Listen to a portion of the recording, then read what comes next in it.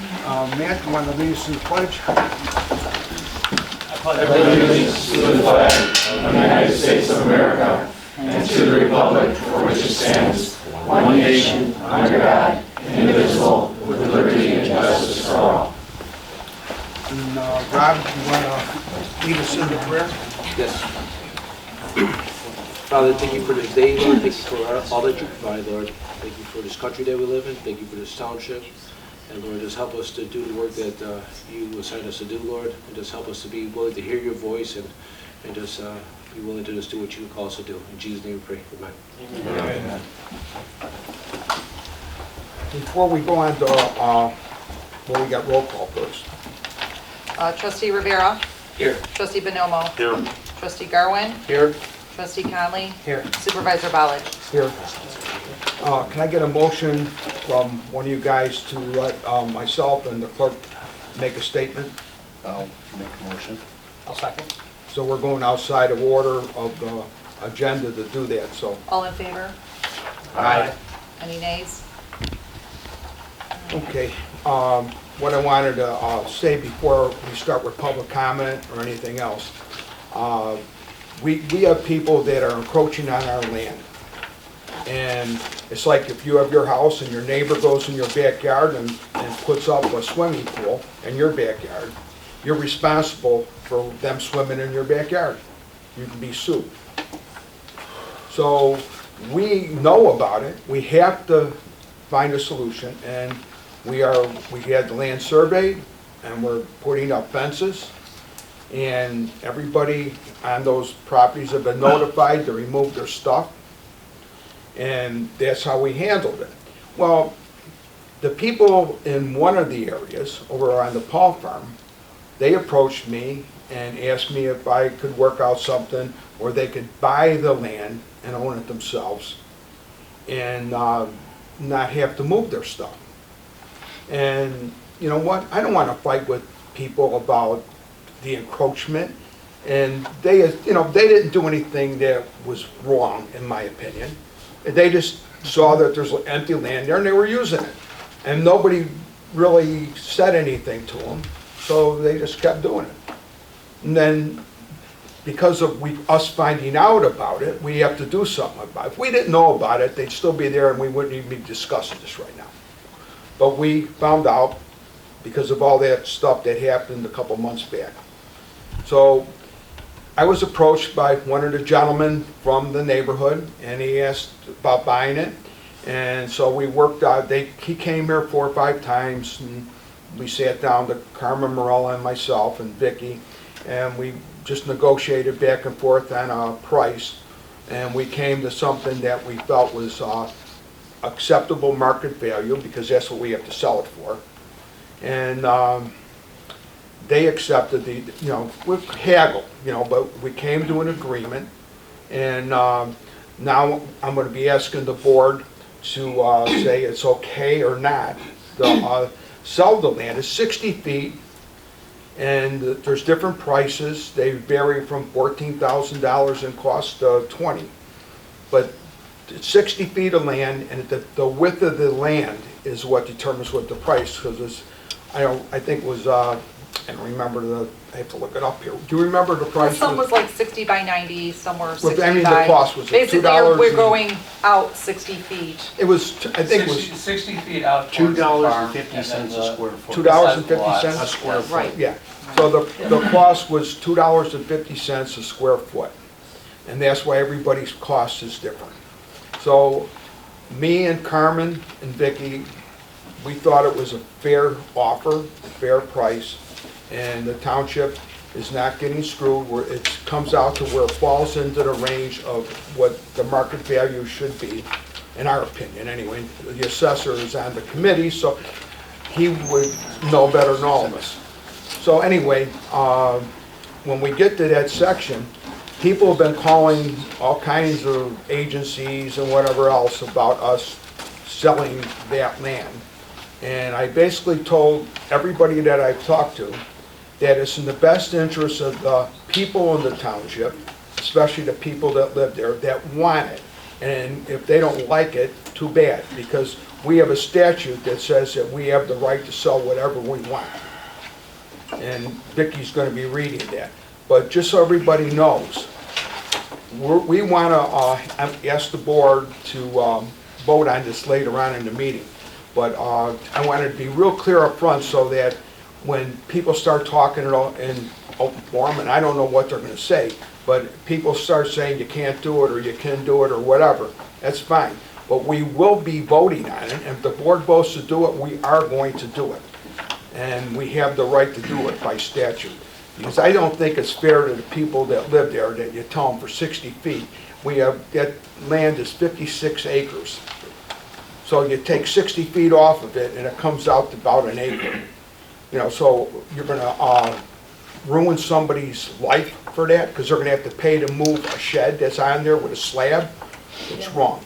Or a pool. You know, and I don't care what anyone says here. That's why I want to make it clear, because I'm not going to talk about this issue going forward. But I want everyone to know that when you speak, it's not going to happen. If this board votes for it, it will happen. Whatever, I don't care if you like it or you don't like it. If the board votes yes, we're going to do it.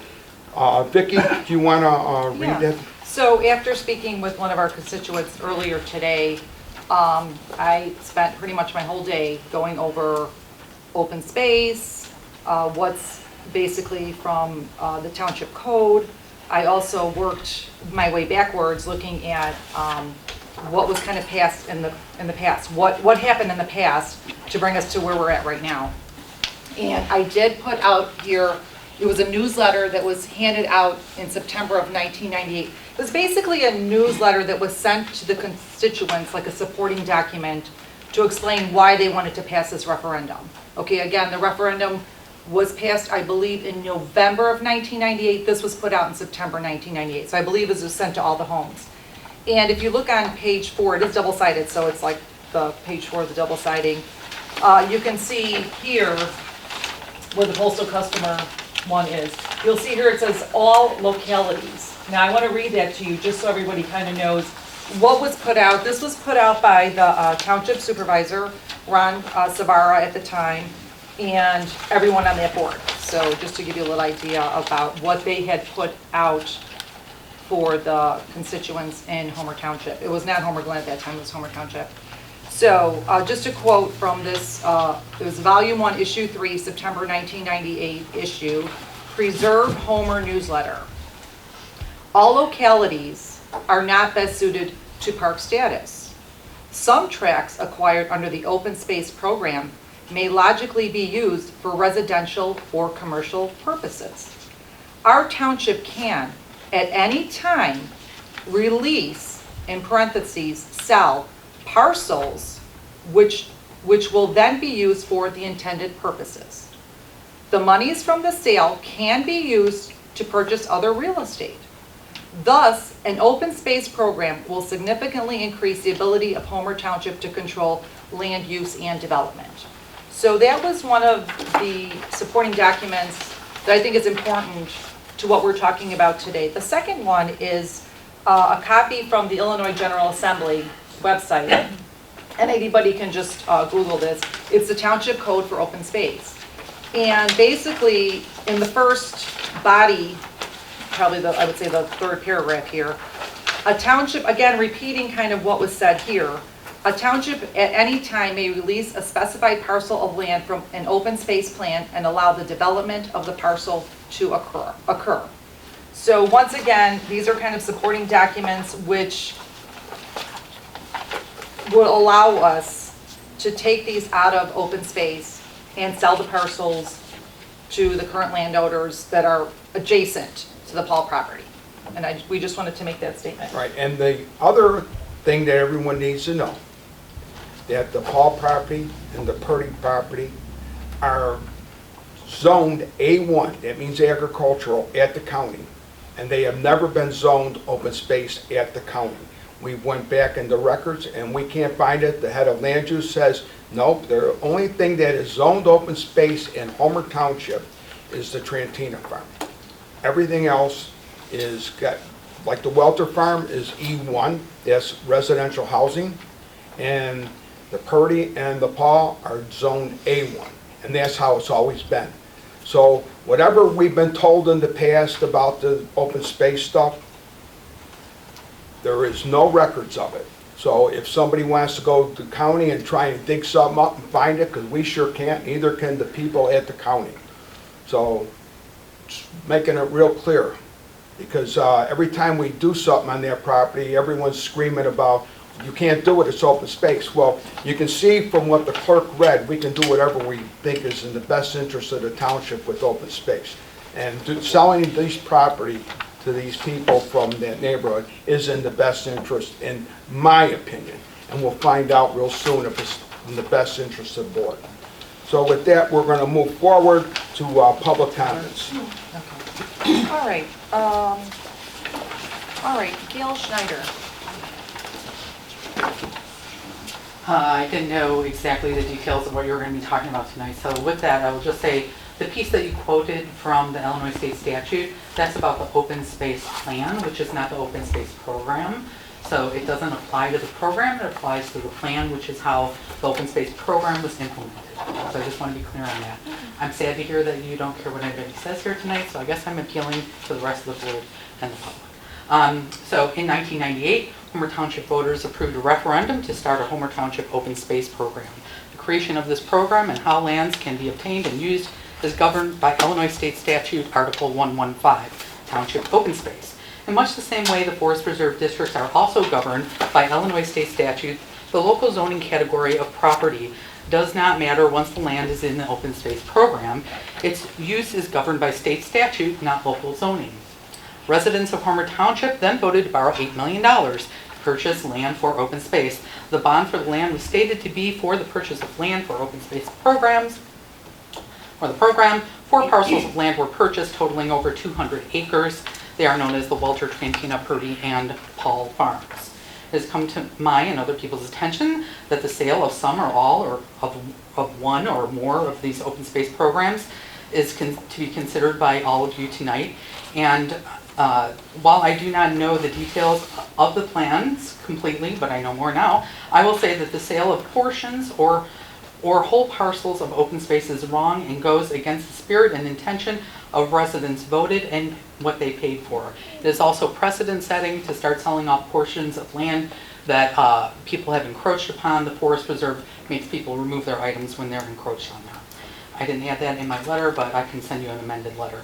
Many people and some organizations are prepared to oppose the sale of Homer Township open space properties, and as such, this wrong move on your part will incur legal fees for Homer Township.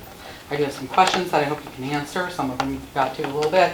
In what meetings has the potential sale of open space properties been discussed by the Homer Township supervisor and trustees? Was this discussed in a plan commission meeting, a workshop, or a task force that the public could attend? And if so, where was the announcements for such meeting posted? Can you provide the dates of these meetings and who was in attendance? This meeting is the first that the public has learned about the potential sale of open space properties. Why have you not been transparent about the actions you plan to take on open space properties and allowed for the public to have input on this decision? Do you agree with the fact that the lands listed above are part of the Homer Township open space program voted into being by Homer Township residents in 1998? And I ask that because 30 seconds, please. I asked that because I was told today that the land is not open space. Was the open space land you are considered by someone on the board? Or, yes. What are you considering doing with the money that you get from that? Are you aware that the land, and do you agree that the land was purchased with a bond for $8 million? Under what mechanism do you believe you can sell the lands? I think that's Ron Savara's opinion. I don't know that that's a legal position. How much money are you intending to sell the lands for? You answered that tonight. Time, Gail. And how much taxpayer money are you willing to spend fighting a legal battle to go against something voters wanted and voted for twice, as well as voted to fund $8 million? Thank you, Gail. Okay. Sharon Swayze. Thank you. I'm going to sit here because of my knee. But we did not know all the information. But my comments are regarding a portion of the sale of Paul property. Township properties, including open space, are public properties and definitely not the board's. You're planning to sell off a portion of open space property without public knowledge, and if you say it's not open space, then where's the verification? And maybe at that time, when you said, oh, a Trientina was open space but not there, maybe there was no coding for it, who knows, you know. But anyway, before this board takes any action, residents need to be notified via a public hearing or a workshop on what the heck is going on. Just because you may think it's on the fringe of being legal, it's definitely not right. If you did not do your due diligence on this matter, you're opening up legal issues against the township. What happens when someone, oh, now you say, oh, because they, you know, it's always better to ask for forgiveness. You know, let's put a shed here. But you know what? If we could do it on another property and we'll just go to the township and they'll say, okay, maybe you want to buy a piece of this other property that belongs to the township. I think a tabling of this action tonight would be the best thing to do. Thank you. Thank you, Sharon. Okay, the last speaker is Karen Worth. I just happened to be home tonight and came to this meeting because I haven't been to one in a while. So I didn't even read the minutes or anything. I didn't realize what I was walking into. So take my comment with that in the back of your mind. I've been reading on Facebook about open space and all that. And I'm looking at the big picture, not the one that you addressed today, Steve. But when my husband and I moved here in 1988, the real estate taxes were really high. We both happen to be real estate appraisers, coincidentally. So we're pretty familiar with, you know, areas. We chose Homer because we didn't mind paying the higher real estate taxes to have the open space. So my only request before all this happened was that, is there a way that you can put your plans out there for us in an easy to read format? Because social media is not the place to talk about this. You know, we're all blocked on everybody else. I don't know what you're thinking because I can't read it and vice versa. So if there were a survey, a referendum, something before you decide to build or sell. And again, I'm not talking about 60 feet. I'm talking about larger parcels. So that at least we don't feel like we're left out of everything. Because times change. And that's it. That's the only request I had was we'd like more information, more notice, and if possible, some input, even if it's a town meeting or something, because I try to keep up with it. I'm busy like everybody else that has small kids at home, and you know, it's hard. It's hard to keep track of what's going on. But I don't want to see the reason I moved here disappear. And I understand progress, but still, I want to keep what we have. That's all. Thank you, Karen. Okay, we'll go to the, that was the last one. Yes. We'll go to the clerk's report. Okay. I'd like a motion to approve the August 8th, 2022 monthly board, township board meeting minutes. I'll start the motion. A second. All in favor? Aye. Any nays? Okay. For the executive session, I'd like a motion, actually, for my personal opinion, I feel like to not release the executive session minutes dated November 23rd, 2021. But if someone else, The lawyer said it too.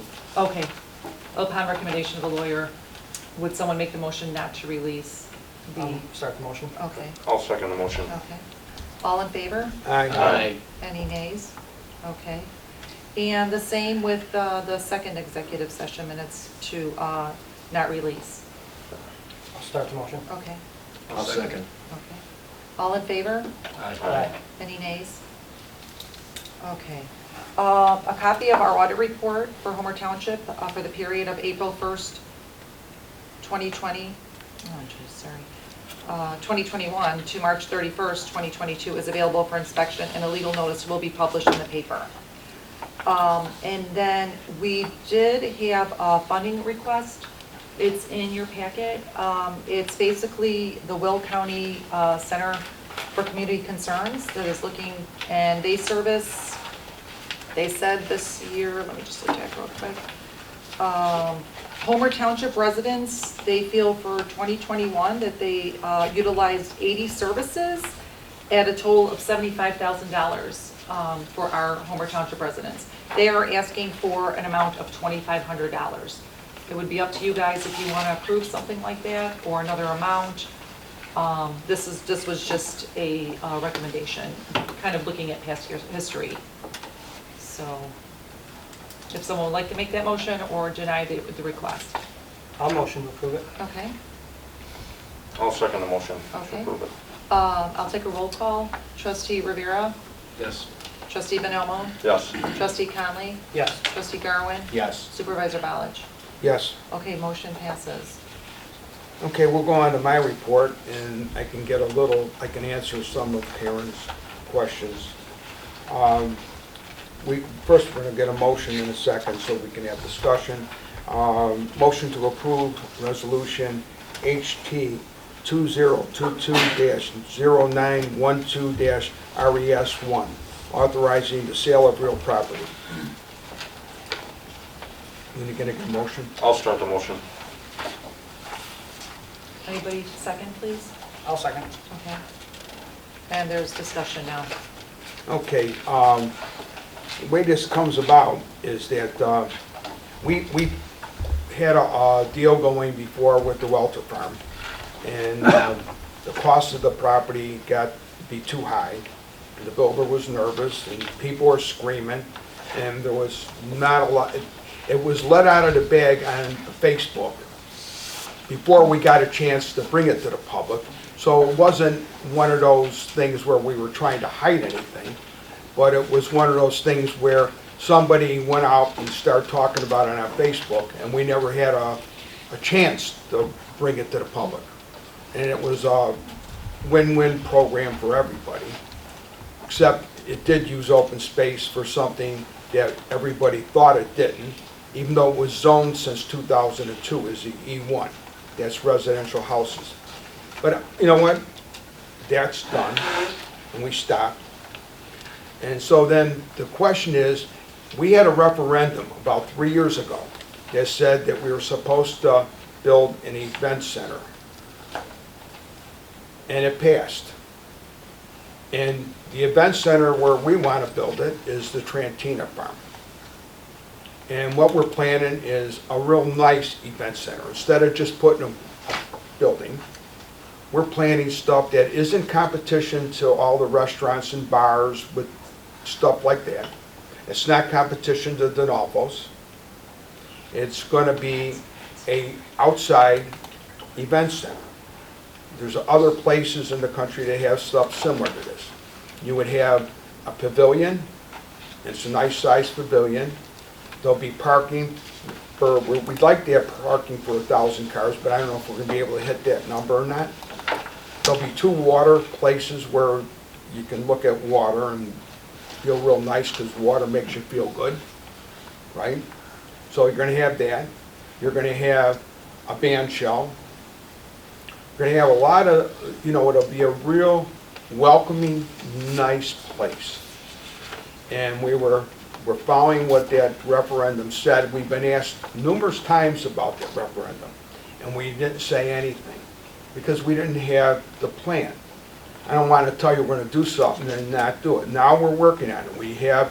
Right now we have a landscape designer that's been designing stuff. We're meeting with them, and we're going to meet again with them next month, and maybe next month, more than likely next month, we're going to be saying we're going to have a workshop about it, and we're not going to tell anybody about it, because all it does is go to Facebook, and all the people that don't like anything make up lies about it.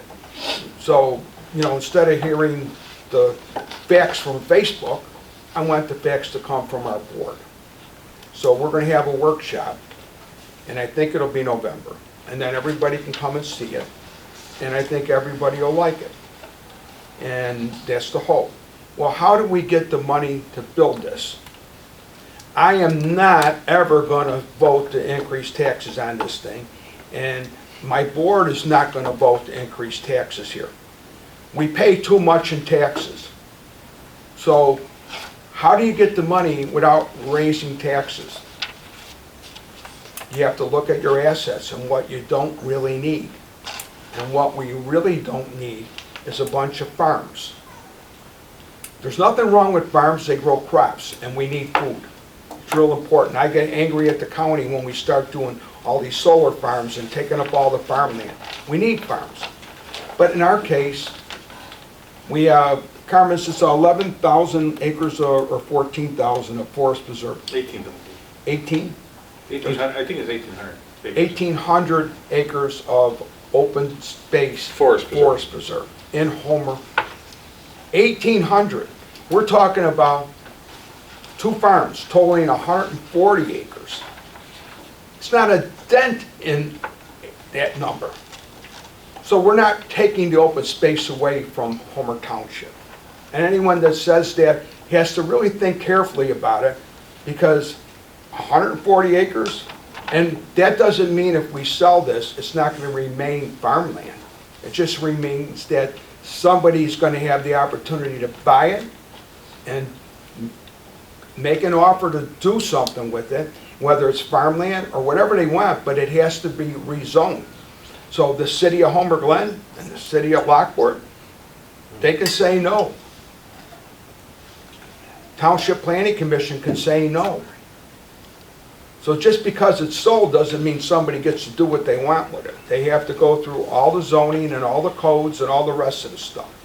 So you can rest assured that we also, just like I said, we don't want to raise your taxes. We don't want to bring warehouses over here either. So that ain't going to happen.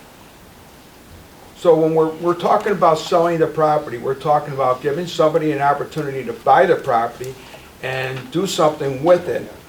But at the same time, there's enough protections from Lockport, Homer Glen, and the township that we're not going to let them do something that we don't want. Because we say no, and they won't be able to do it. So just so everybody's clear, just because we sold it, it's not done. Okay? Now, we currently rent the farmland for $265 an acre. And then we pay $1,846 for insurance and $2,865.98 for property tax. We pay property tax because it's being used to make money, so we have to pay the tax. There's 85 acres approximately at the Purdy. It's actually 84.46 or something like that, but we're going to call it 85 for round numbers. And 56 acres at the Paul property. Total of 141 acres for both properties.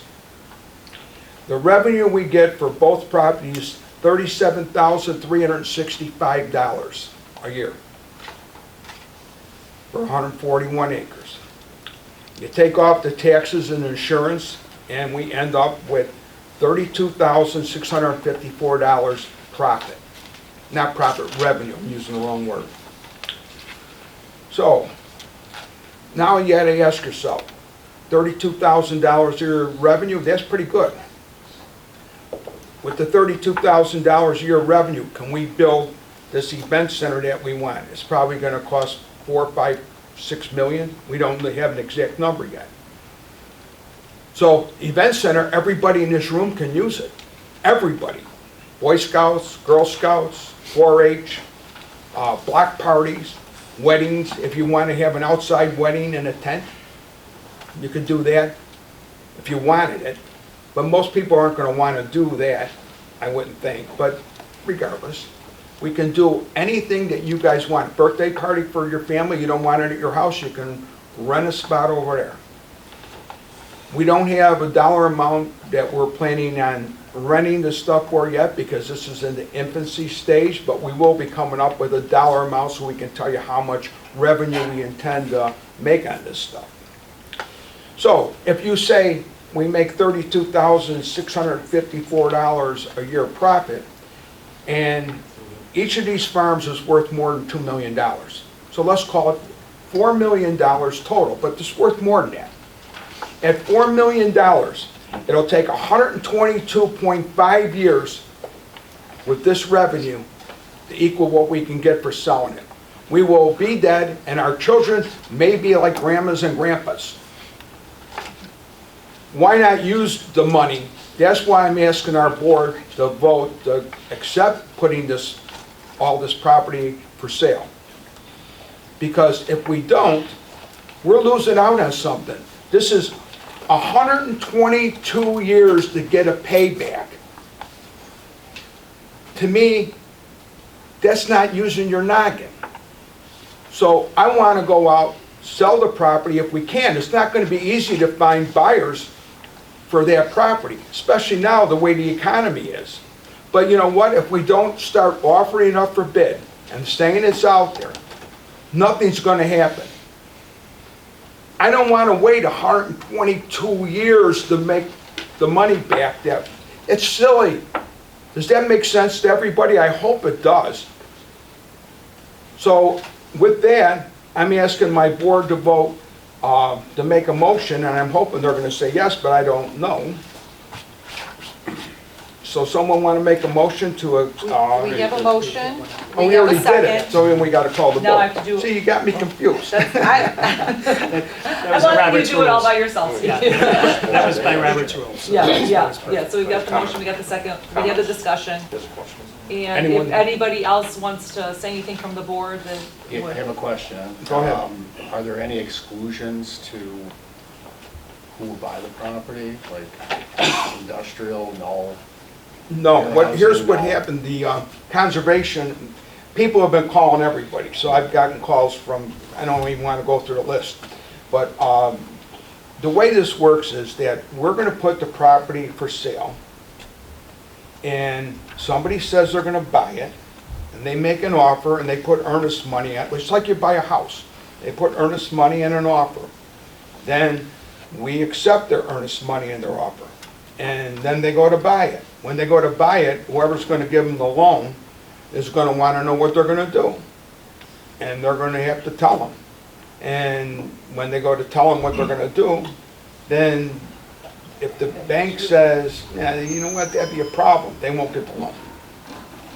If they own the property and they wanna put up, like, we did have a, event center that was possibly gonna go in at the Purdy Farm. It was gonna be like the Forge in Lamont and the Haunted House, would have been real nice. All right, if they wanna buy it, there's nothing wrong with that. For even if the open space people say it's open space, you can't do it. Active and passive recreation is allowed on open space. So let them go to court and fight with the people that bought it. The township's out of it, we wash our hands. Because if we do something right now that's active and passive recreation, that's just one of the things. There's a whole list of things that you can do with open space. And that's assuming that it is open space. So, you know what? Let that be somebody else's problem to deal with it, not the township. Let the township wash their hands of it and let a buyer come and say they want to buy it, and they're going to understand, because we're not going to lie to them. We're going to say there may be a problem where somebody thinks this is open space, and if that's the case, it can only be used for these certain things. And there's a list of them, and we got the list. So if they buy it, that's up to them. But like I said, we'll never approve a warehouse to come in here. No way it's going to get approved. Homer Glen will object, and so will we. So they're not going to be able to put it in. Lockport probably object too. So there's things that we won't allow because whether they own it or not, they have to get approval for zoning and building codes. So nothing that we don't want is going to come in here. So you're worried about intrusive things. And the most intrusive thing I can think of is a warehouse. We're currently fighting with development of an industrial section on 159th Street that isn't industrial. The county's talking about changing the zoning so a boat storage place can come in. And the village is against it, and so is the township. Our planning commission said no. The village's planning commission has to still get it, but I guess they met with the manager and the developer, and they said, no, we're not going to accept this. We don't want industrial on 159th Street. And if the county makes it commercial, but it's really industrial, we're going to fight with them. We're not going to stand back and let it happen. And it's the same with this stuff. We are not going to let anything bad come in. We live here. It's just like why I don't want to raise taxes. I'm selfish. I live here. You know, we have to protect everybody here. It's our job. And we will. So, I think it's time we vote. Okay. Anybody else? Just one more thing. Oh, go ahead. I'm sorry, Mark. No, I think, if I heard it correctly, the process, you know, bid comes in, it's very lucrative. I would like to at least know that the board has a chance to weigh in on that bid. We do. Sure. Yes. I didn't hear that, I heard the bank, you know. Well, the planning commission, we have a planning commission, you're on. And zoning would be involved in this. Yes, so There'd we- be a if we don't zoning like the decision. zoning, we stop it. I don't know if this helps or not, but you are putting it out for bid, correct? That's my Correct. understanding of the process here. So the bids will be open, they'll be public, you have the right to reject all bids Yeah. and start over. You still have discretion here. So you're authorizing the supervisor to kind of take the next steps and advertise this and start accepting bids. But if you were to reach a deal with someone, that deal, a contract, would still come before the board for final approval. That's the typical process. So something would be put on paper, black and white. Yeah, and for transparency, I think you answered it. Bids will be public. That's why he's a lawyer and I'm not. Not our website or somewhere, they will be public. So if the public wants to reach out to any one of those trustees and say yes or no, I like this, I don't like this, there's, at least we have time for some feedback and not a vote. The bidding process that the township is using is in the resolution. It's consistent with the code that requires the bids to be open at a regular board meeting. So you have to give people at least 30 days from the publication of the notification that bids are being accepted to submit the bids. And then you have to set the date that the bids will be opened. And you have some discretion there in terms of figuring out what's the best one, so to speak. But if you're not just taking the highest, there's a process to decide that. But you can reject them all, too. You still have discretion, and it says as much in the code and in this resolution. Thanks, Mark, them are good questions. I have one more. It was based on one of the public comments about, and the comment about 1,800 acres of forest preserve that's in the township. Is it possible the Forest Preserve District could be a bidder and buy this? It's possible. I mean, that would, It's possible. yeah, I mean. But I doubt if they will. Unfortunately, it's open bid, so they'd have to be the most. I'll ask them. lucrative or Well, decent offer. we don't sell it less than appraised value. Yeah. So, But you hear what I'm saying? It yes, stays- I will it ask stays- at the Forest Preserve. Okay. I'm on I- the Forest Preserve commission, so If you I would, will ask. and bring an But, answer to that, that would be great. Out of the whole county, we have the most forest preserve land in the entire county already. Yeah. So I don't know if they're gonna be willing to buy They more, might but you want, gotta they might ask. want more. Who Can't knows? hurt asking. Okay, thank you. Okay, anybody else? You wanna call the roll? Can I ask a question? Oh, yeah. Okay, so these bids come in. We're not necessarily taking the highest bid, we're taking whatever would fit best in the homeowner. Do we know ahead of time what they're going to be, when they put their bid in, do they say like, this is what we want to do with this land? Like, we'll obviously know if it's a developer coming in with a bid as opposed to a family coming in with it, but you know what I'm saying? Yeah. Do we know that ahead of time before we accept it? I don't know, would we? I think you're required to publish this in the paper, Yeah. the notice that the bids are being accepted with this information we've been discussing. You can make, I think you would have the discretion to put, must submit plans, or, Okay, thank you. you can make it what you want. I think that's probably a good You- idea. Or you Yeah, can we say, can pick do up that. further information at the Right, township office. because everybody wants to and- know what's going on with the land, so if that's the case. Yeah, we could do that. For transparency, maybe we. You can establish a set of guidelines or Guidelines, minimums that okay. you're requiring for people to be qualified bidders.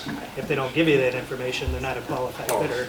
It's gonna come down to, if Prologis is one making the bid, we're obviously gonna kick it out. If it's the people that own the forge and not, we're gonna listen to it. So, yeah, we Exactly. can determine which Right. ones we wanna entertain. If you're guided by your discretion in terms of what you believe to be Simple best for the process, yeah. township, you have some in terms of accepting one bid. You And don't there's stopgaps necessarily in have every to take step. the- I mean, we can the highest stop one. it at any point until the end. And You as can I said, also put restrictive covenants in the deed. Right, That's then right. you would negotiate with the highest bidder, so Which it's a not lot an of automatic, subdivisions it's do. not, you're not locked in at what the bid is.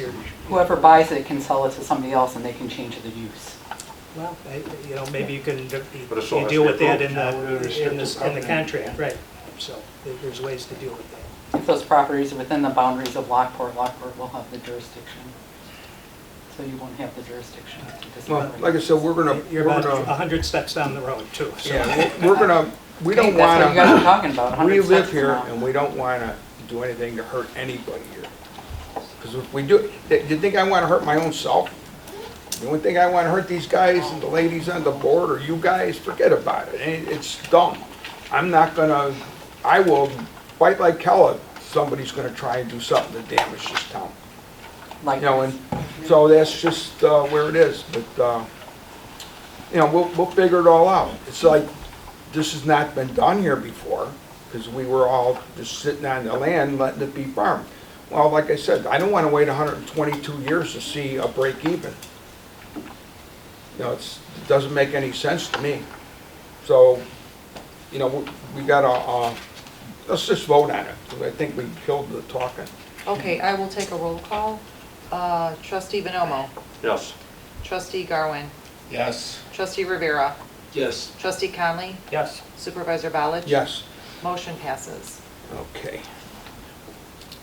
The next one is, motion to approve the bidding process to authorize, oh, that we already did that. What the hell is it the same one, Vicki?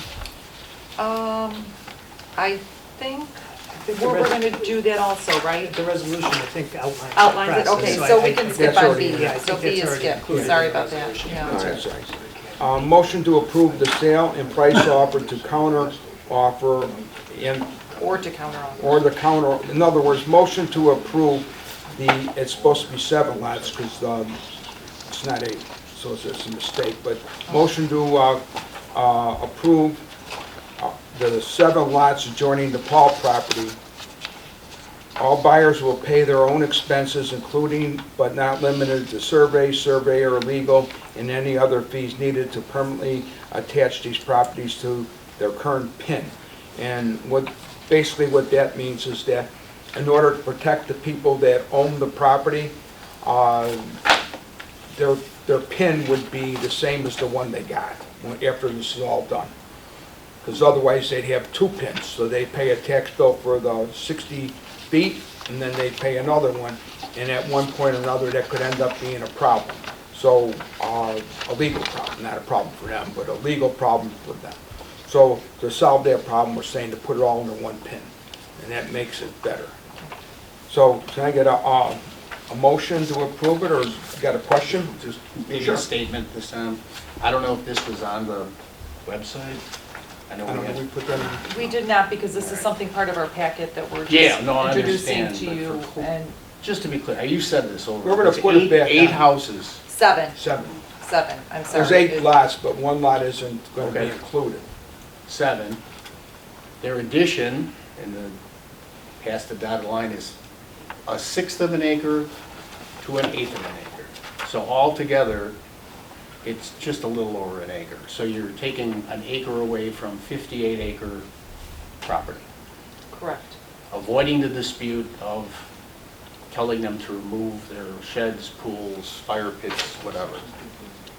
Benefit to them, they like it, it adds to their property, it adds to the resale, they have a larger estate lot, they can keep their stuff on the property.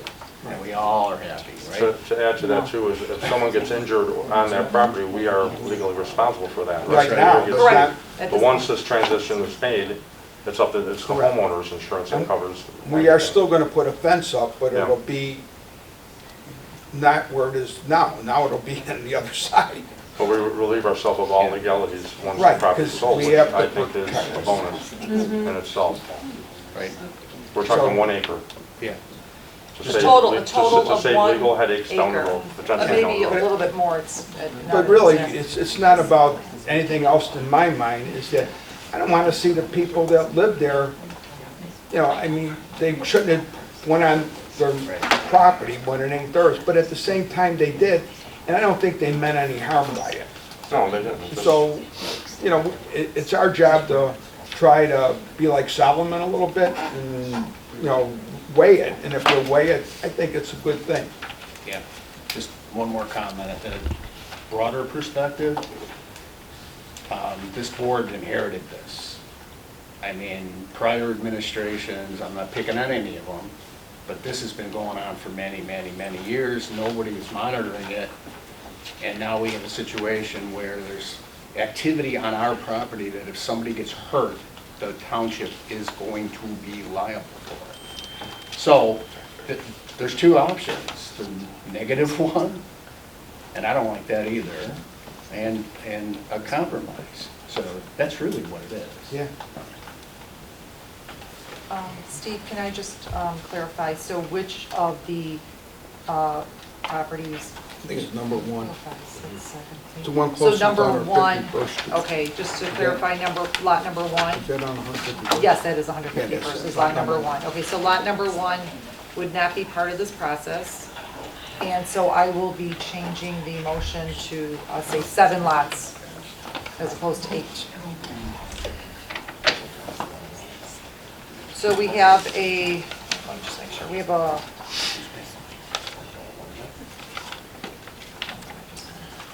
I don't think we did a motion yet, I think Steve started talking. Okay, I'm sorry. So we needed a motion. We need a motion and a second to accept the proposal. It would be $2.50 a square foot. And that is based on market value for the area. It's not based on open space or No. large parcel open value. It's based on a developed piece of property, just to clarify that. So it's a developed piece of property within our area based on that price. That's what we looked at for market price. So it'd be as if you were buying, let's say, a 60 by 100 lot. That's what you would be paying per square foot. Well, I'll start that motion. Okay. I'll second it. Okay. And I will take a roll call. Trustee Garwin? Yes. Trustee Conley? Yes. Trustee Rivera? Yes. Trustee Bonomo? Yes. Supervisor Ballage? Yes. Okay, so the motion passes. Okay, so then, We're on number D, and motion to approve, not number, letter. The motion to approve opening the bidding process for the farm leases at the Purdy and the Paul properties. The Welter Farm has a farm lease that's in existence for 1 more year.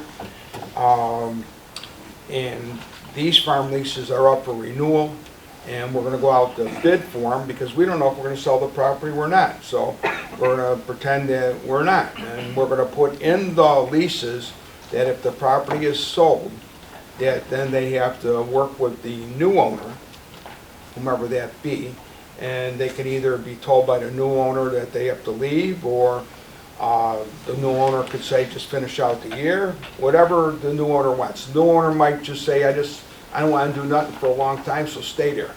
And that's up to them. But we have to go out and do that lease, otherwise, you know, we don't know what's going to happen. So I need a motion to approve going out to the bid for farm leases. I'll start the motion. I'll second. okay, I'll take a roll call. Trustee Garwin? Yes. Trustee Bonomo? Yes. Trustee Rivera? Yes. Trustee Conley? Yes. Supervisor Ballage? Yes. Okay, motion passes. Okay, E is a motion to set up a Homer Township Liquor Commission, with the supervisor being the liquor commissioner and the clerk being the deputy. And what that's about is that we have no bars here. There's no bars in unincorporated Homer Township. They're all in the city, so there's nothing to do about that. But if we decide, we're going to talk later in this thing about the Trantina Farm. That was we did a pre-annexation agreement, but the village forgot to annex it. So when we were going to do a Italian Fest there for October, to celebrate fall, it turned out we had to go through the county, which wasn't much of a problem. They were real nice, but it threw us off in our timing, so we didn't have the time to get that done. So if we create I talked with our attorney, and he said that if we create our own liquor commission, that we can, in the future, we have the Paul property if we don't sell it, and the Purdy property if we don't sell it.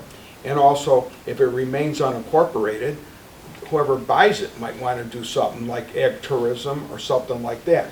And if they want to, they would come to us and ask us for a liquor license, and then they would get a special use from the county. So that's what this is about. So it's just a way to eliminate some headaches in the future, and then more than likely, we probably won't even be using it, but rather than not have it, it's better to do it now that you know that we need it. So, I'd like to get a motion. I'll start the motion. I'll second. Okay. I'll take a roll call. Trustee Rivera? Yes. Trustee Bonomo? Yes. Trustee Garwin? Yes. Trustee Conley? Yes. Supervisor Ballich? Yes. Motion passes. Okay, motion to approve senior committee for the following members: Carmen Morella, Ruben Pazmino, Jen Consolino, Dan Fialco, Rose Fialco, Matt Conley, Luann Garwin, Sherry Laha, John Walters, and Carol Walters. That's in addition to the people that we approved last time. And for some reason, there was an error in the thing, not for today, because we have a vice chair, and this Mrs. Laha was sitting right in the audience here. But her name was eliminated somehow in some paper, and they told me about it, and told Mike, how do you eliminate that? That's like a big boo-boo. But, you know, that's part of life. But that's the vice chair. And then, so now there's a big list of people on the senior committee. And we have decided that on these committees that we have, just like with other villages and towns, we don't want to have, the volunteers that we have are way more than we need. And we don't want to have people that aren't on the committee coming there and volunteering. We want to monitor, make sure that the people that come, we think are okay to be on the committee. So anybody that wants to volunteer to be on a committee, they have to, like the village, they have to ask to be on the committee and get appointed to it. And if they're not on there, that's it. But we're not going to have people, like we have people that are offering to make donuts or bagels or whatever the heck and bring it to the seniors. Well, we just can't have anybody from the town making stuff and bringing it to the seniors. Even if we know them, they got to be, we're covered by our insurance. And if they're not on our committee, they're not covered by our insurance. So I'm not going to let anybody just come in there and bring stuff. It has to come from people on the committee because they are legally on the committee. Nobody else is going to be there. That's it. You know, and we have quite enough people on it. And the main thing everyone got to realize, the township has as one of their main objectives why we exist is for seniors. And that's that senior expo, when Mike gets up and talks about it, it was a great job. And the village was involved with it, and we have a bunch of the village trustees on our senior committee, so that they're involved. We're trying to involve them also, but it's very, very nice to see such a good organization. So, If you don't mind me saying, because you did mention Cindy's as the vice chair, and we didn't have a chance to congratulate her daughter being voted as Mrs. America. I'd like to make that mention. And the one thing about it, is she's bringing ability awareness to the forefront, not just in Homer Glen, but in the country. She's going to be traveling all over the country, and if anyone's met her daughter, I mean, she's amazing. And I just want to make that, and I think she deserves a round of applause for her daughter.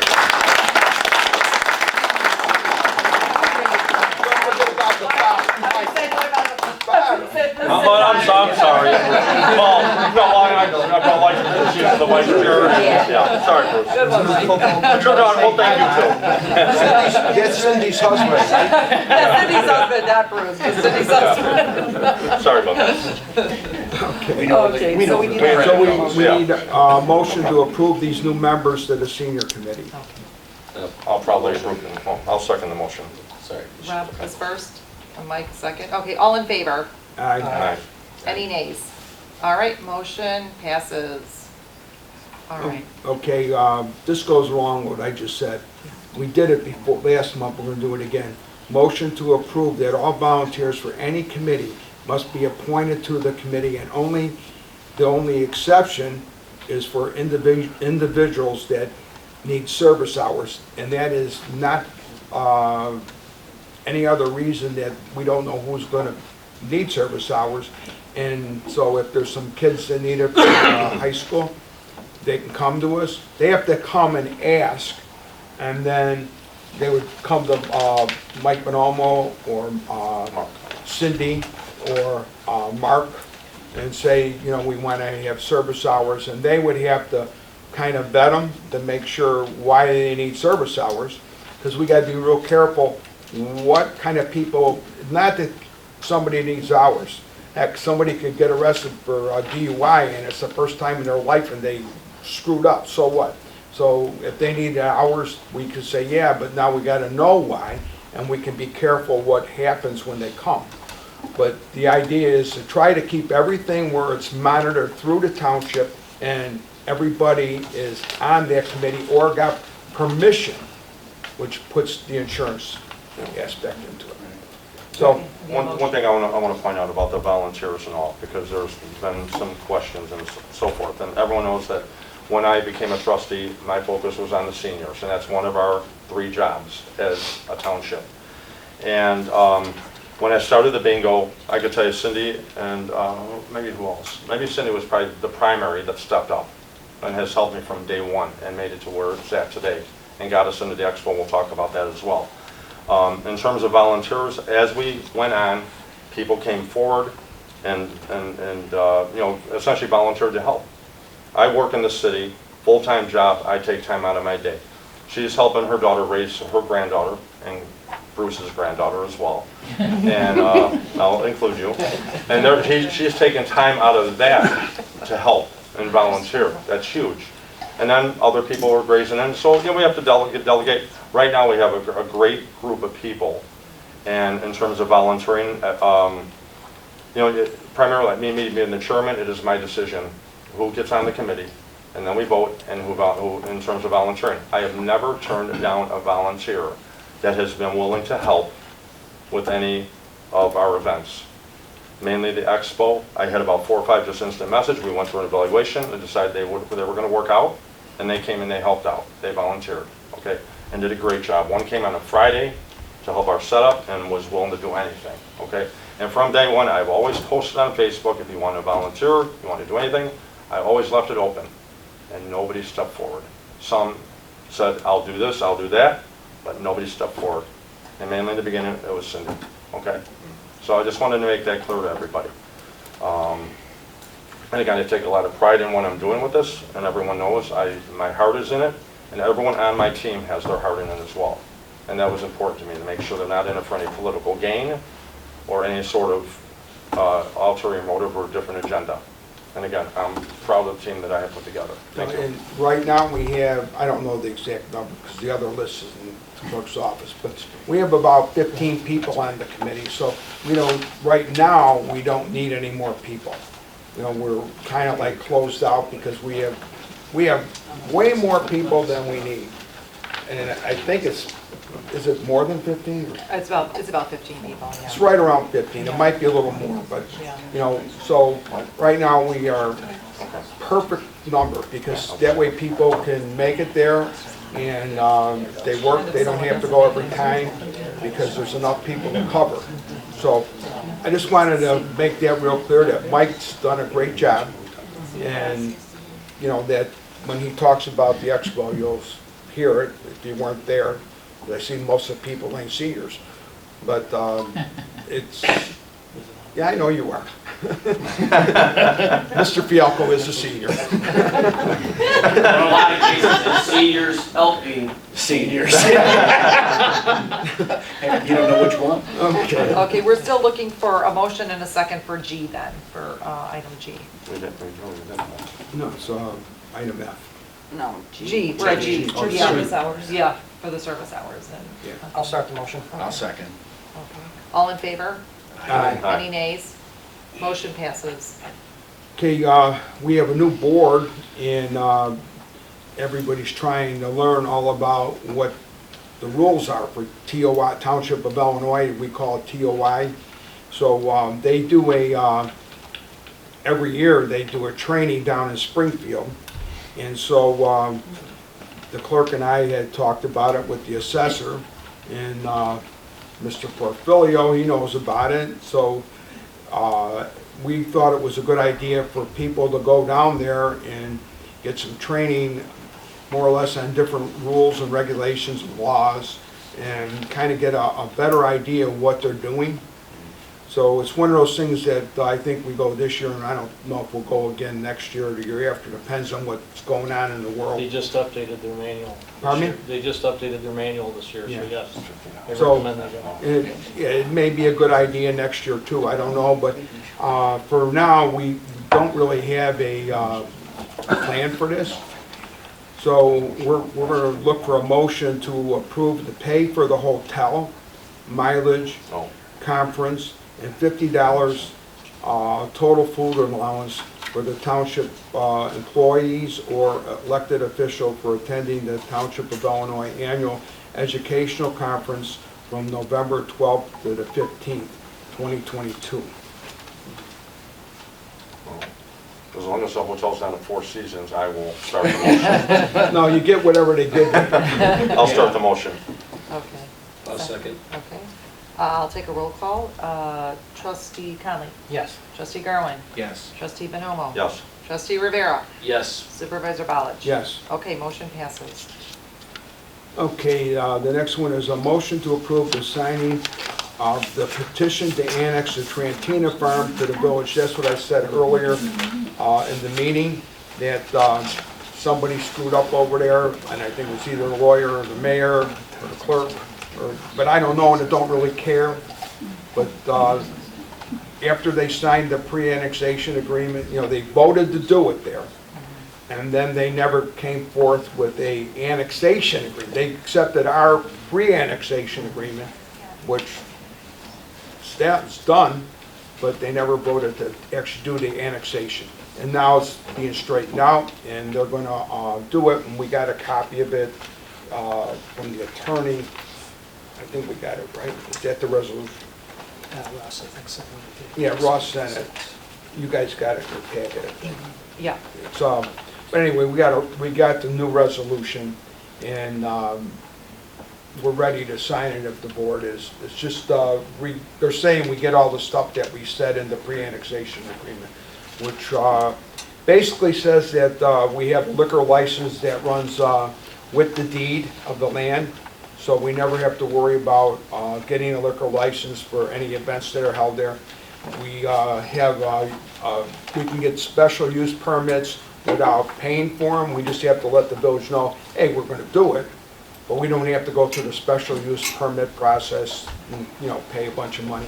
Any variances that we need, if we do, but we're not, what we're planning to build isn't going to require a bunch of variances, because we're going to keep everything as in code as much as we can, so we don't have to do that. But if we do need a variance of some sort, it isn't going to cost the township any money. And there's a value in it to the village. There's a big value. So the Trantina Farm is now part, well, once they vote on it Wednesday, it's on the agenda Wednesday? No, next month? Okay. The next month, when they vote on it, the village will have that in the village. So the boundary, west boundary, will be the end of the Trantina Farm. So can I get a motion, or we already do that? No, we're gonna do it right now. Okay. I'll motion. I'll second. Okay, I will take a roll call. Trustee Bonomo? Yes. Trustee Rivera? Yes. Trustee Conley? Yes. Trustee Garwin? Yes. Supervisor Ballich? Yes. Okay, motion passes. And now we got the Highway Commissioner's report. Before I start, I want to, I don't know if anybody said anything about 911. You know, I'd like to take a moment of silence and recognize all those that gave their lives on that day and since that day to fight for freedoms for our country, foreign and domestic.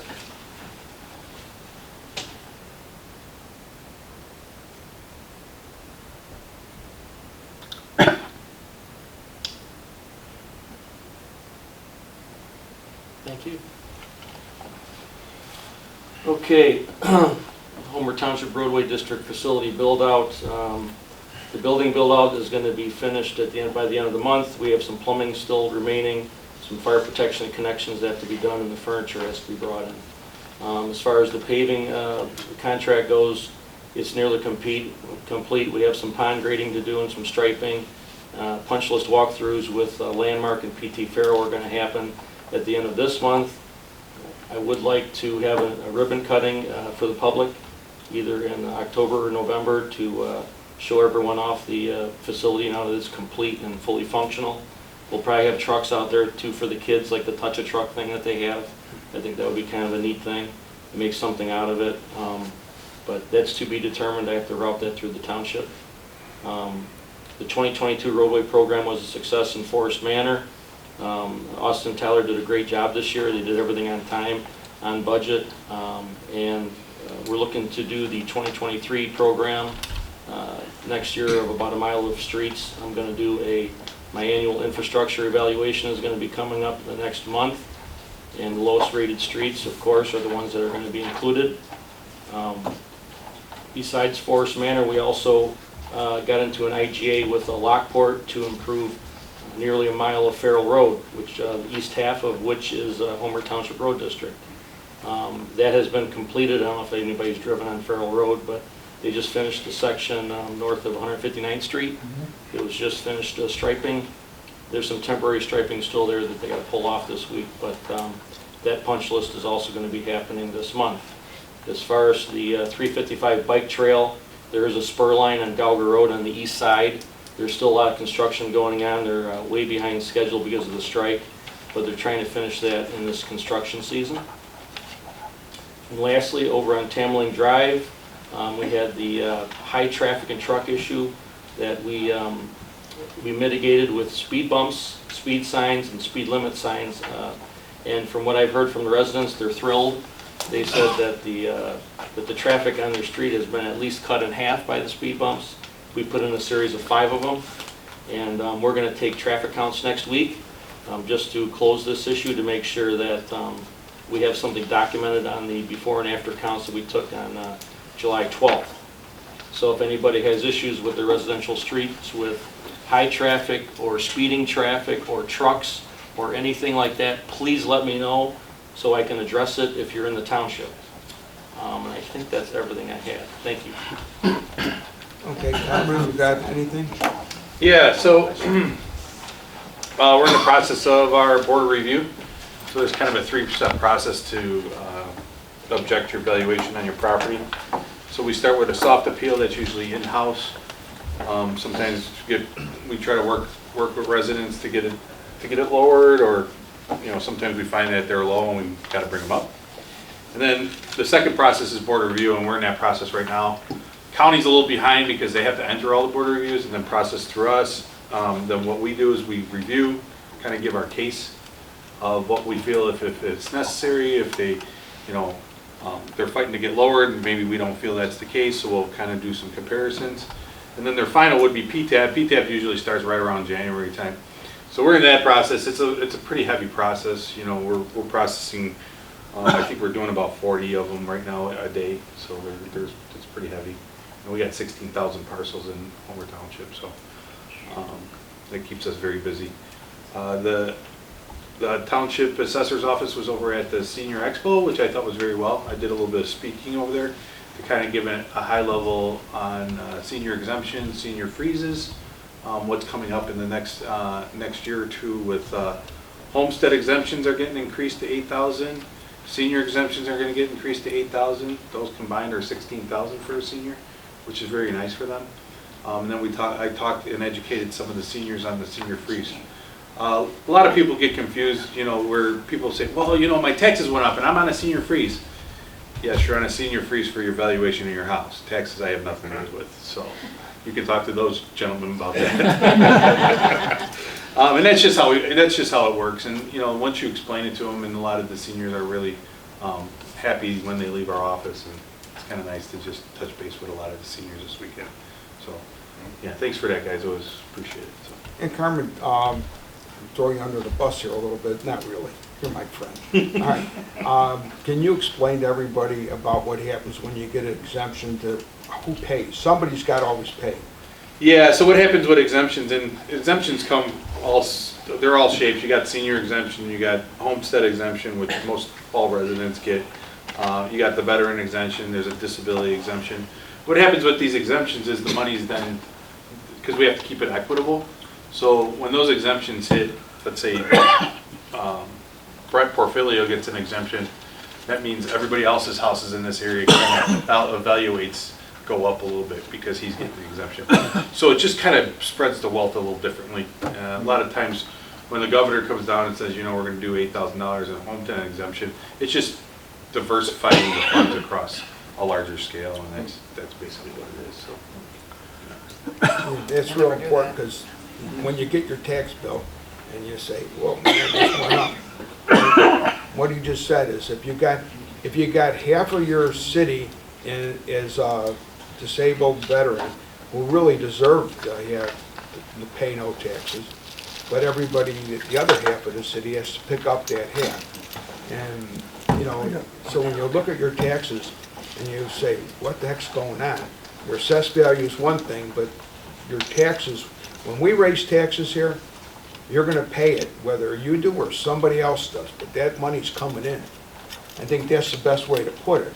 So the school raises their taxes, you know, and they can say, this is exemption, this is lower.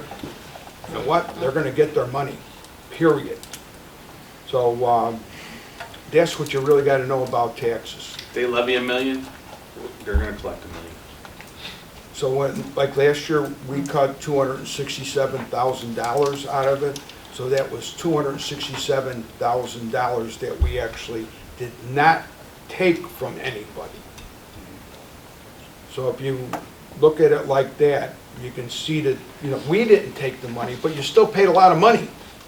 So the other places, they raised their dollar amount that they levied. And so the way they cover it is they say they gave you a tax cut because the rate went down. So the only way that you don't get any more tax is if the taxes are from the taxing body, like us. If we cut the dollars or we keep the dollars the same, correct?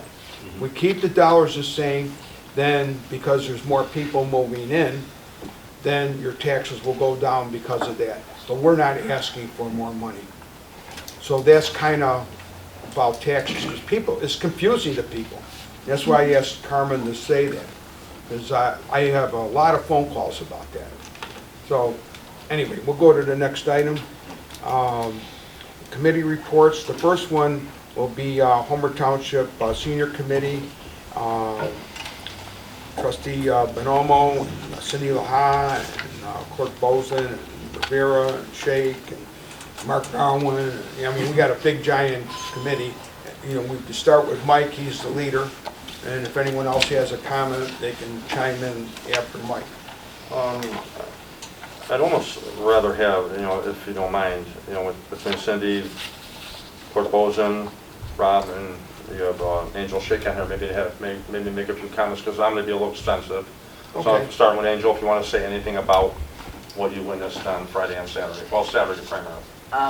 Yeah, it was really good for our first time. People were saying that it's one of the best ones they've been to. Somebody told us that they were at, this year, they were in one in Tinley, one in Lamont, and I believe they said Orland. But they said this is one of the best ones they've come to. So I appreciate all the hard work everybody did, because we had a lot of, it was a lot of informational stuff, which was really nice. That having Social Security there was a huge help. Having Carmen there was a huge help. People really appreciated that. And then there was some fun stuff for them, like there was health and wellness spa and the yoga and, you know, things that they don't really get out to do. And then they had a putting thing, so that, you know, some little fun stuff. But everybody seemed to really enjoy it, and they enjoyed all the snacks and all the pastries. Yeah, for sure. So yeah, I appreciate everything that everybody did. It was really good, and next year it'll be better.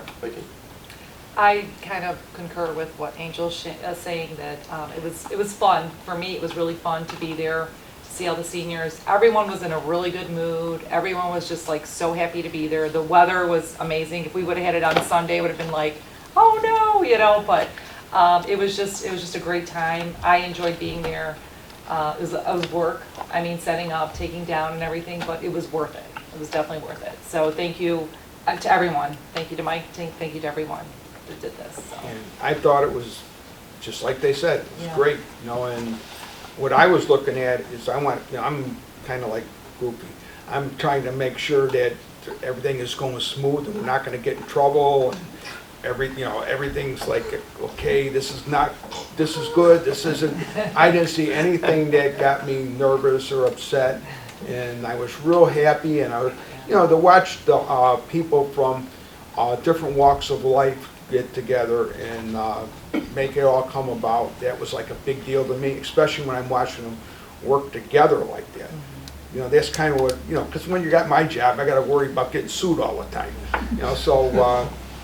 I didn't see anything like that. Everything was, like Vicki said, everybody was happy. And I was standing there all day, and I have a bad knee because I fall down it, and it's killing me. But my job was to pick up the chairs and drive them over, not the chairs, the tables. Something was an important part of the... I know Matt, he's next, he did like with the bus, I'm not talking about. Yeah, so I reached out to Superintendent Greg Choppy about getting buses from transportation from the school district. They were more than willing to accommodate us. We're going to get 3 buses to help out, and they did great and had no problems or anything with it. Yeah, it was a big success. Well, Mark will have a lot to say about it. Let's get the small talk and everything going. The one thing, it's a great example of teamwork. I mean, I've been in this township for more years than I want to admit, and I haven't seen the teamwork between the village, the township, the school district, the library. I said the school district, the businesses, all the local businesses and organizations, 58 of them, right? I mean, and the volunteers, we had a lot of them. Talk about volunteers and service hours. It was phenomenal teamwork. A month ago, I was in panic. Nothing was coming together. We had 20. I showed 1,000 texts. 20 exhibitors, and we're worried about marketing. Oh, we were shaking in our boots. But and as everyone knows, right next door, we were going a little crazy. Everyone knows I'm a little stickler for detail, right, Yeah. Mike? And I ended up talking to Mike way more than my wife, and that's caused another set of problems. My wife thought I was having an affair. Never seen a State Farm commercial. She picked it up. Oh, it's Mark. I was honored to So just have some sentiment for my wife. It's great. Super satisfying. Rob? I just want to say thanks to everybody who's volunteered, and Mike, great job of putting this thing together, and perfect person for the chair spot. Thank you. And Mrs. America's mother. Father. You're no longer of a I just name. want to say, what you said, Mark, and what you said, Steve, about coming together and working together. It was amazing. Everybody helped everybody. They did their job and past that. Also, I want to say, seeing this with you, Mike, come from a piece of paper, writing it down, this idea, and watching it grow and just blossom and then get to the point We where talked about it in the beginning. it was just amazing to see it happen, how people just jumped on the train and just came along and just helped out all the way to the end. So I'm so proud of that, and I'm grateful to be a part of that, to be a part of the group that was in that made this happen. That was celebrities now. So thank I'm not you going to for really that. Thank you for that. We got emphasize that Jennifer point. next. But, We got Jennifer, Captain America. Yeah, right. Jennifer, you got... Well, so here we go. Mike, let Jennifer... Well, you got anything to say? You wanted to... Yeah. No, you were all amazing. How about Captain Well, I'm America? gonna talk about Mr. it, J. Rhodes. Wait, Captain America's not here. No, he's not here. He's not here. Oh, wait a minute, he'll be here in a minute. Gotta run out to his car. They revealed his John, you got identity. anything you want to say? Yeah, I just want to thank all the seniors for coming out, because if they didn't come out, everything we did would have been for naught. I mean, the seniors came out in droves. It was fantastic to talk to them, bringing, getting the golf cart, bringing them in from their cars and taking them back. They really seem to enjoy themselves, and I just want to thank all the seniors for coming out and making it such a great success. Now about Dan and Rose. It was so blessed. We had so much fun, and they were so grateful, and they were so nice. It was really nice to see them having fun while they were doing something and learning something. So they were very grateful for the welcome that they got. And they said the coffee was really good. The cake was good too. Yeah. Thank you for allowing all of us to say a little bit of something, but in my observation, similar to the fest, the way the village and the township worked together to make it a success, the same thing went with the senior expo. and we made a commitment to work together, the township and the village, and I've never seen a better example than the Senior Expo. And I did put something out there on Facebook. If I can I read it, Mike? Yeah, I did like it, by the way. I was answering some of the stuff out there, and I was so proud of us, so I put this together. I said, we, the people, to form a more perfect union of township and village, by the people and for the people of Homer Glen, with unity, compassion, and the promise to fix where we live, one soul at a time. And that was my response to all of us. All right, Okay, Mike. you ready? You ready for this? Thanks, Mark, for the notes. Well, I want to start off again.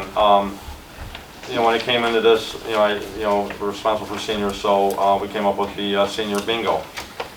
And as we were going along, our first thought was we were having speakers come and talk, and we were talking about it. We'll have 10 speakers, then we'll do a little, at the Christmas party, we'll have all 10 of them lined up. We'll make it into a mini expo or whatever, a presentation. And then word was starting to get on, why don't we do something a little bit bigger? I'm like, okay. So it evolved into what we saw on Saturday. And leading up to it, like Mark said, we were nervous about vendors, participants, you name it. And we met a month ago, was it, at the library, and we had less than 20 people committed, okay? So we started pulling teeth and pushing, getting word out. As we got volunteers, they went out and started knocking on doors and going to businesses and all of a sudden we got into the 50s and we're thinking, uh-oh, what do we do now? We got too many. So if we have 50 people walk in the door, it's one per vendor, then what, So 58 signed up, and and we had some unmanned, but the manned ones, I would say there was about 51 manned ones. They were all on board. I mean, they were rocking.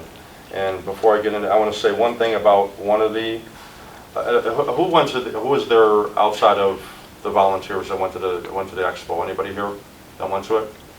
I didn't see Jimmy over here. I'm sorry, Jimmy, you were hiding on me. So one of our vendors, Totality of Care, brought a 360-degree selfie camera, where you stood in place and the thing spun around and did its thing.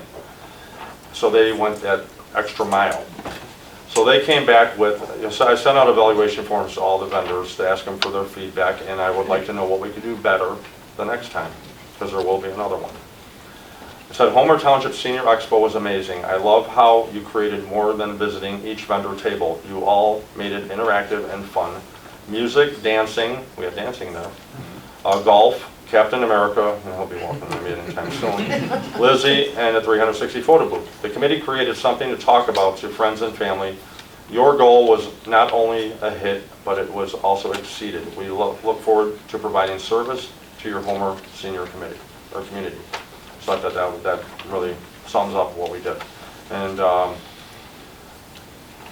my goal, and as I always do when we do the bingos and anything else related to seniors, I want the least amount of taxpayer money paid towards anything we do. And in the beginning, I was using my money, and I was asking for, from businesses and whatever to donate, to contribute money to pay for the food, to pay for all the other stuff. And one thing is, and I forgot to mention, Cross of Glory, Dana O'Brien there. I mean, you can't say enough about it. She gave us her facility to run my bingo, the second Tuesday of every month, no questions asked. Tomorrow. And we have it tomorrow. In fact, by the way, tomorrow, senior bingo, noontime, Cross of Glory, okay? And we've gotten to a point now with the senior bingo where we get about, what was our last count, 72? 71. The cash prize is over $30, and they get food, they get desserts, and drinks and everything that goes along with it. And it's a great event. And sometimes we'll bring in speakers and have you. And with all the, we had some extras, which everyone thought I was a little crazy, we had a magician there. And if anyone looks him up, I forgot his last name, if anyone wants to look it up. And he was on Channel 7. He was all over the place. He was at a bar 2 nights a week.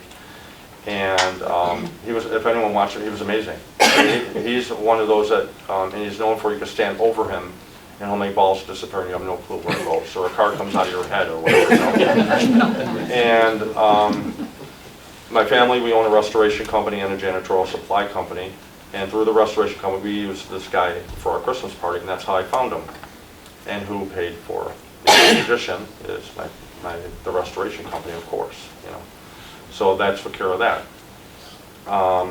We had the putting contest, and Vicky's son was gracious enough to volunteer to work that booth, and it generated a lot of activity there. And they did a beautiful rendition, and the DJ played the background music. We also had a band there that a guitar player, and by there Ruben Esmino with Ruby Gabi covered the cost on that.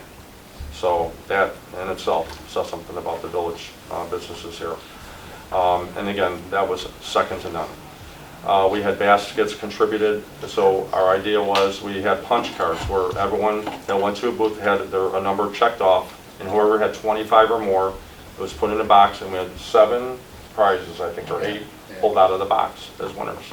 So as a vendor, you were guaranteed almost that everyone was going to be to your booth. I wanted to make sure that that was the case. What am I missing in terms of activities? Huh? Oh, and I will tell you, Rosie Rainers from Taz's contributed the desserts and the coffee. No small expense. She bought enough to feed 300 people. Yes, yeah. So you can imagine. They were good. And they were good. And the leftovers will go to the bingo, so nothing is going to be wasted, okay? Once again, no taxpayer cost. I want to put a big shout out to, huh? Oh, Linda Cohen came up with this idea when you walked in. It was a wallpaper of trees with little leaves, and we came up with this idea of writing down inspirational messages or notes on a little leaf, and it got taped up on the tree. I think almost everyone that walked in did it. So the tree was full of leaves. Pretty cool. And I've never been to an expo where that's been done. Linda Cohen, everyone thought, boy, with all these outlandish ideas and stuff. We did that one, and also we had on the wall different messages on a projector. Pretty cool. You know, it's showing past bingo events, inspirational messages and everything. And we had 3 bingo sessions there. And we gave out extensive prizes valued at $100. I could say thanks. The roadie girls? Huh? The roadie girls? Yeah, the roadie girls, yeah. Well, I'll bring that up as well. I mean, I'm getting a lot, because there was so much. I mean, we had so much going on in this thing. And I don't mean to keep talking, so I'll get to that and everything.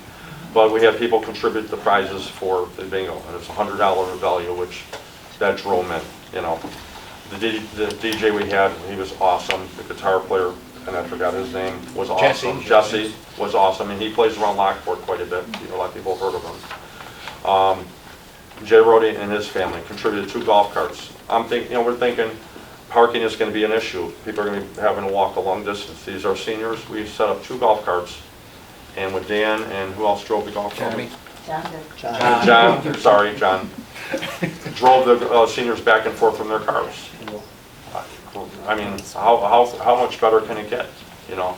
And I know after the expo, when you were driving, you said it was a constant motion, and people were, and John will tell you, they were like shocked. More were getting on the way out. Yeah, they were tired from walking. Right, exactly. So I think you had more passengers on the way out, huh, John? So you walked into an event that had an ambulance, a fire truck. The library bus was there, okay? The sheriff's police, the fire department. We did have a gentleman fall. The fireman came running over to see what was wrong, and he said, I'm okay, and walked away. So that was done. But I gotta, I gotta say, well, a couple kudos, also the school district 33C, Superintendent Shop, is that how it's pronounced? Shop. And Tim Russ. Tim Russ is the building and grounds manager, brand new to the job. I forget how long he's been there, for months, or 4 months, right? Shop gave us a green light, gave carte blanche. We had the gym, we had the library, we had the cafeteria, whatever you want to do. Sound equipment, everything. Carte blanche, we had a projector, we had everything. Parking, everything.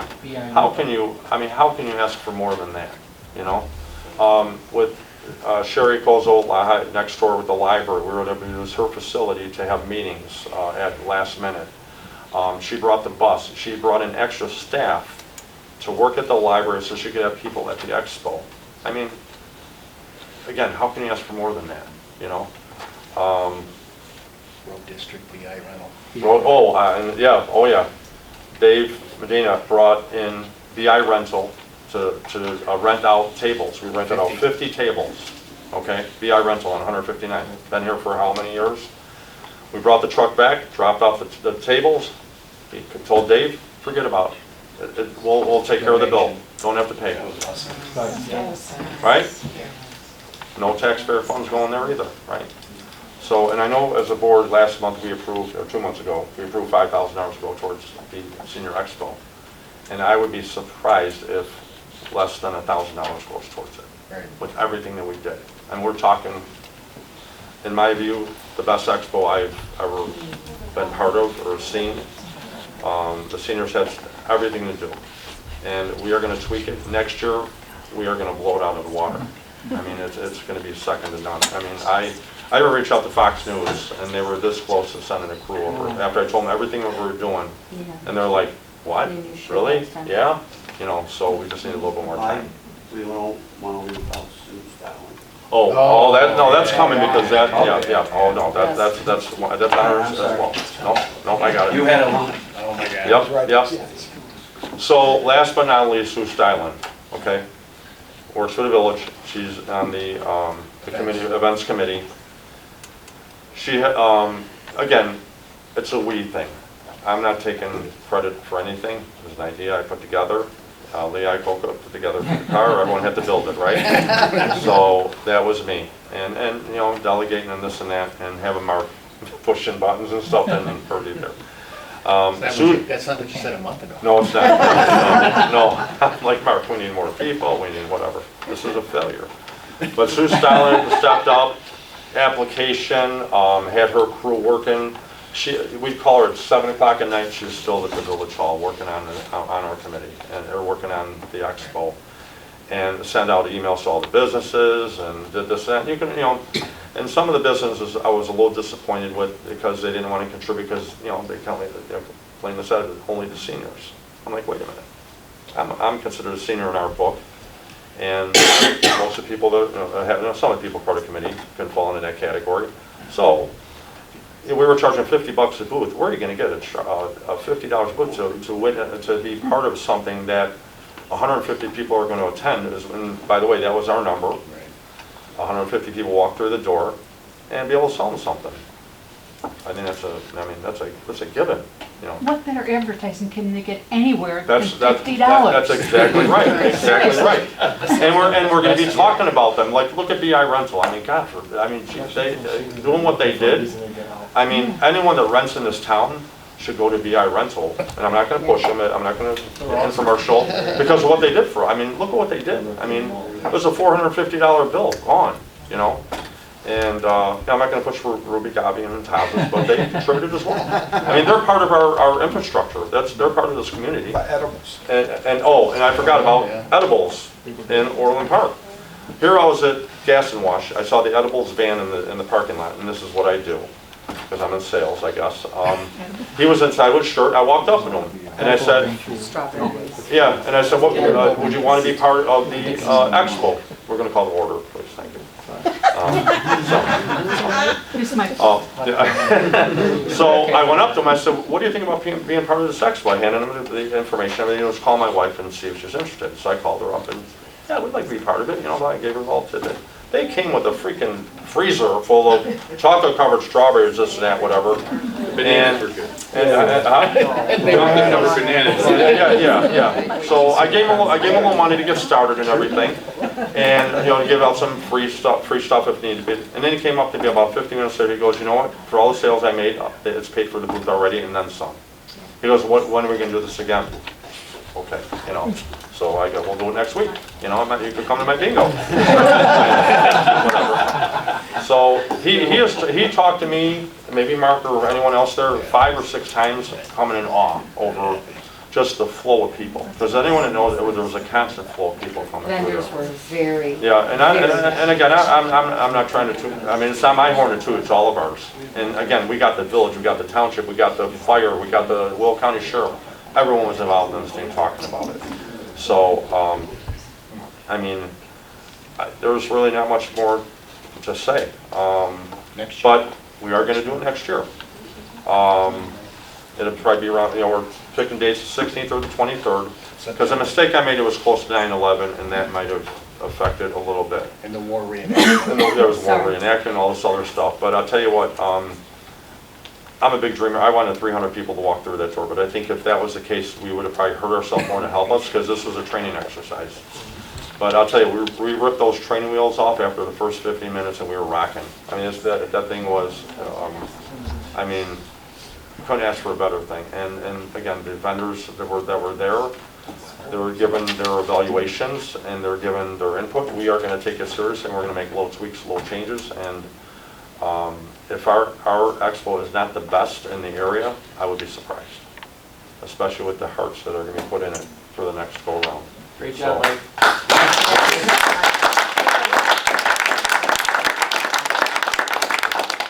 Okay, does any of the other trustees have anything they want to talk about? I want to talk about it. Okay, we're good. Last time, Mark, I want him to say a little bit something about the expo, but 2 minutes. Oh, Okay. no, I'm going. I've said no. But Steve, one Okay, thing, then we Steve, got- one thing.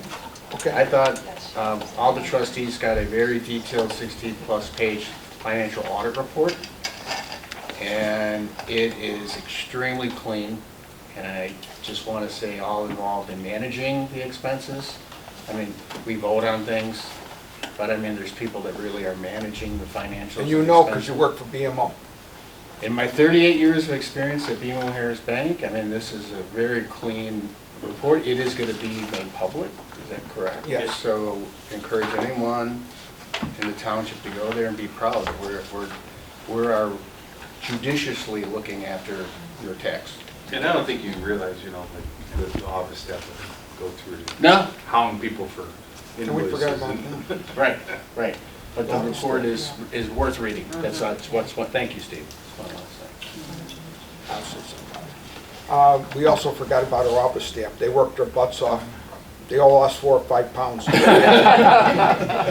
Oh, yeah. The one thing I forgot to mention too, I wanted to thank Cindy, Vicki, uh, Vicki and Cindy. Cindy and Yeah, Patty our staff. for their contribution to our staff. And again, I don't mean to, I'm sure I left 20 people out. And I was fortunate enough to have Huh? assessor staff over there too, so. Yeah, we'll give Carmen his kudos as well. And Vicki and everyone stepped up. And I think what we got to do is say, anybody that we forgot, we don't mean to hurt nobody's feelings, but we really appreciate everybody. We appreciate all the seniors that came and all the volunteers. And there's so many volunteers. We tried to get them all, but maybe we didn't. But your name wasn't mentioned, you were appreciated. So with that, we'll go to the Plan Commission report. There is none because nothing came to the Plan Commission. And the Plan Commission is basically the entire board. And the Land Use Committee is what we had for the planners. The Land Use Committee is Brent Perfilio, Carmen Morella, and myself. And we were meeting with the designer, and we still are meeting with the designer, for designing the Trantina Farm Event Center. And guess what, we've met with him twice now since the last meeting. And we've done changes, and it's going back and forth. And we don't need a big committee for that because it'll only screw it up. So it's not really even a committee, it's more of a task force because we're calling it a task force because we don't know when we're going to have a meeting because you know what, you have to excuse my language. I'm mixing terms that I'm probably not supposed to say. This is a task force. So when the gentleman from Landworks is going to meet with us, I call Brent and Carmen to make sure it's okay on that date. And it might be tomorrow. It might be in 2 weeks. But whatever it is, it's a task force. So we don't have to post minutes or post agenda because we don't even know what's going to be on the agenda.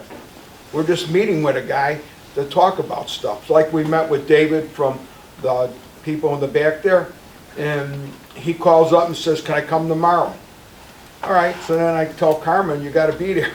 You know, and I tell Brent, you know, I mean, and Vicky, you know, so a lot of this stuff that we're doing is not a committee, and I use the word committee, but I think I gotta learn to be more specific and say it's a task force, and then we report what's going on here, so everybody knows, so it's not like sneaky, but that's what's going on. We met with the people from the Paul property, and we came up with something that we all agreed on, then we brought it to the board to vote on, and the land work stuff, we talked about that earlier, it's gonna eventually end up in a workshop where everybody's gonna see it. But it's real important that you don't get it mixed up, because people start looking for, because I say committee and I really should have said task force. I don't want to have people looking for a meeting agenda, or because it ain't there. So, you know, I'm an old guy, I'm used to talking the way I talk, and sometimes I don't say it right, but so I think I clarified it pretty well. Okay, then there was one thing that happened when this week that just passed. Craig Shoppy from the grade school, I met with him, and we talked a little bit about the expo, and you know, he's a great guy, and you know, we got along fine, but he didn't want me to say at our meeting, I wanted to make sure I said it, and that's when I planned to say it, was that you know, when people were going to the school and complaining about critical race theory being taught there, and all the different bad things that, you know, most, not all, most parents don't want their kids to be associated with in school. He said that 33C from now on is not allowing the teachers to teach anything but facts. And so I said, well, what about a teacher that says, read a book about Columbus being a no-good bum because he had a slave or he killed an Indian? And Craig said, no, that stuff's not allowed. It's only factual stuff. Like Columbus discovered America in 1492. They can argue it was Leif Erikson, but whatever. It's all going to be facts there. He's going to try to make it so there is no opinionated teaching at 33C anymore. And I told him I would say it at my meeting. And so I'm living up to my word, and I am saying it at the meeting. So whether or not it happens with every teacher, I don't know, but the man is actually going to try to do his best to keep it where there's no opinions. Because they don't need to learn about, do they want to be a Republican or a Democrat, or do they want to talk about history and say that somebody from 1492 is a bum, when in 1492 he was normal, right? So, you know, we got to get back to normal stuff in our schools, and Craig really is making an effort. And he said he's having monthly meetings or emails going out saying, remember, no opinionated stuff. So he should be applauded for that, and I know he's trying. You know, so everybody needs to be aware, and Craig, it's on the video, so you can see it.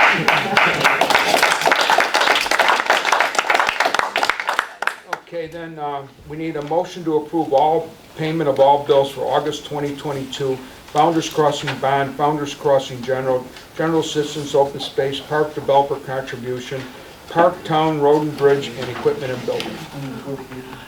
I'll start the motion. I'll second. I'll take a roll call. Trustee Garwin? Yes. Trustee Bonomo? Yes. Trustee Rivera? Yes. Trustee Conley? Yes. Supervisor Ballard? Yes. Motion passes. Okay, there's no old business, and there's no executive session, so we need a motion to adjourn. I'll start the motion. Second. Okay, all in favor? Aye. Thanks for meeting, guys. Should have had 6.